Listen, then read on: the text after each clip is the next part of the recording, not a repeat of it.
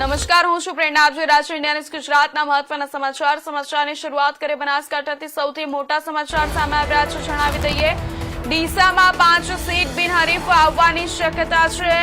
ભાજપને મજબૂત સમર્થન. પ્રવીણભાઈ માળીનું નેતૃત્વ અસરકારક. ઇતિહાસમાં પહેલીવાર આવી સ્થિતિ. વધુ સીટ બિનહરીફ થવાની ચર્ચા. મહત્વના સમાચાર જણાવી દે બનાસકાંઠાથી. બનાસકાંઠાના ડીસા નગરપાલિકાની ચૂંટણીમાં ભાજપ માટે અનુકૂળ પરિસ્થિતિ સર્જાતી દેખાઈ રહી છે. હાલ 5 બેઠકો બિનહરીફ થવાની શક્યતા વ્યક્ત કરવામાં આવી રહી છે. રાજ્ય સરકારના મંત્રી પ્રવીણભાઈ માળીના નેતૃત્વમાં શહેર ભાજપને સતત મજબૂત સમર્થન મળી રહ્યું છે. ડીસાના રાજકીય ઇતિહાસમાં પ્રથમવાર ભાજપના ઉમેદવારો મોટી સંખ્યામાં બિનહરીફ થાય તેવી સંભાવના વચ્ચે રાજકીય ચર્ચાઓ તેજ બની છે.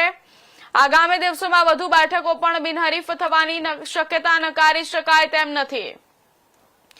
મહત્વના સમાચાર જણાવી દે, ડીસાથી. ડીસામાં 5 સીટ બિનહરીફની શક્યતા.